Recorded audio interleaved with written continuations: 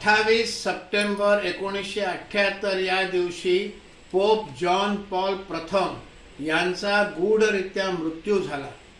त्या विषयावर डेव्हिड यालोप यांनी इन गॉड्स नेम नावाची एक कादंबरी लिहिलेली आहे। व्हॅटिकन मधली आतली कारस्थानी राजकारण कसं चालतात याविषयी त्यांनी या कादंबरीमध्ये विस्तृत प्रकाराने लिहिलेलं आहे। व्हॅटिकन बँक आणि त्यांची इंटेलिजन्स एजन्सी असलेल्या ओपस डायच्या माध्यमातून ते अनेक देशांची सरकार कशी उलथवतात, तिथे कसं दहशतवाद पसरवतात, तिथे कसं अराजक माजवतात हे लिहिलेलं आहे।